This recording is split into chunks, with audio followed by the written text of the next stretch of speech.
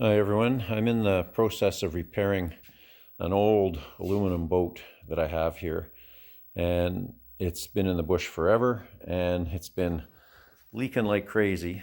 So I've decided to try and do what I can to fix it, and I'm using my MIG and my TIG. And this is just a video to show you how I deal with really dirty oxidized and messed up aluminum when I'm trying to weld or fill holes.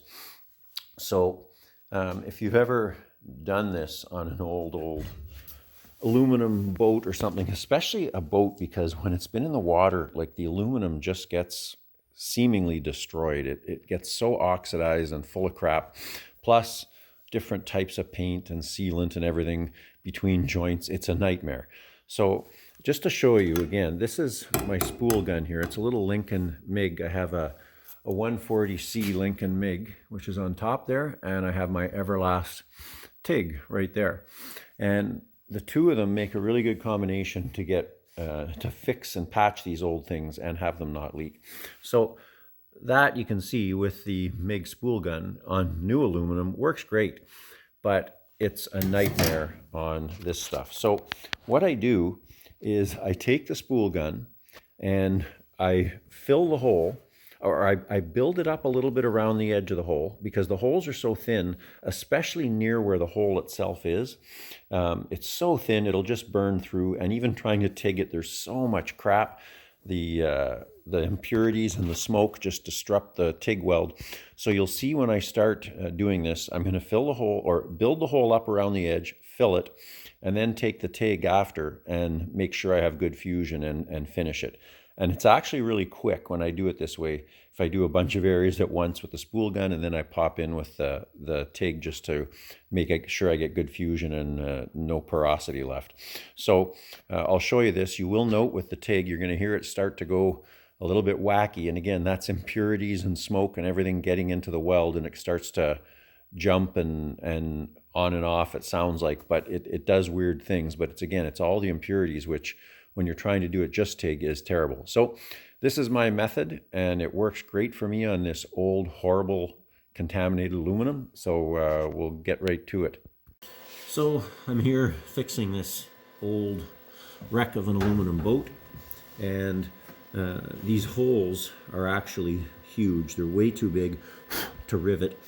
The only way to fix them with rivets would be to put a complete patch around and seal it and rivet it in place, which is a big job considering this is just an old junker of a boat. It's going to stay in the bush.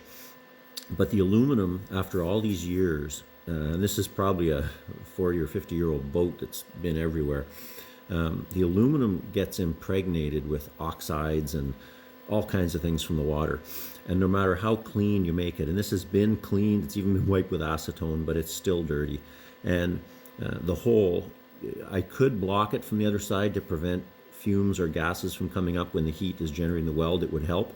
But in this case, it's not, when I use the MIG, it's not that bad.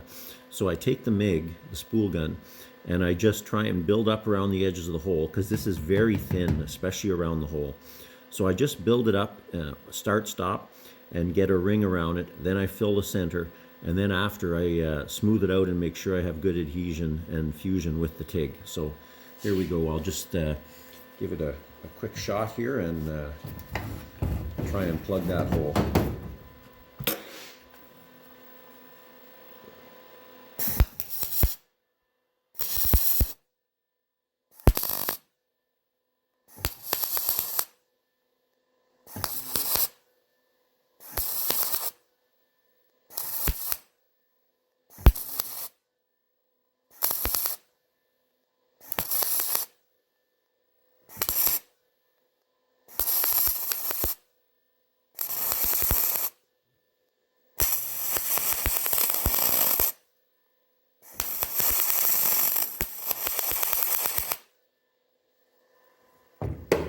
So there we have it. The hole is plugged, and I've got, a fair thickness of aluminum there.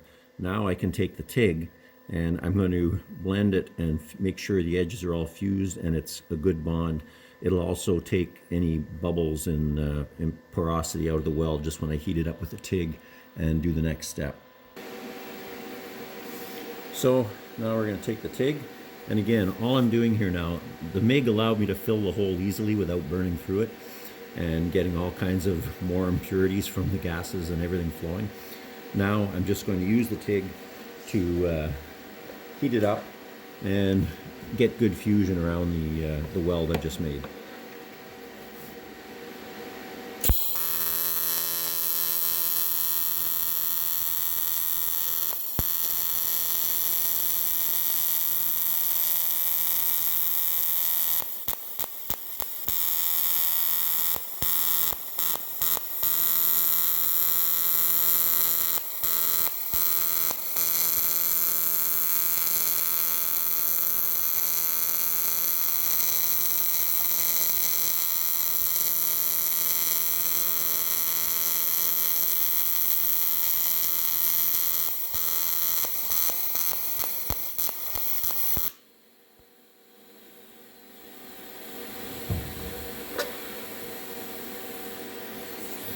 So there we go.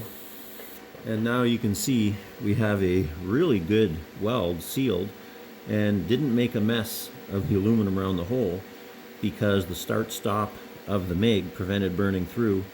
And trying to do the same with the TIG would take me, with this horrible material that is so dirty, it would take me forever, and all the gases would be disrupting the weld. It would probably take me 5 to 10 times longer, and I'd use a ton of gas. Anyway, that really works, and it works well for me.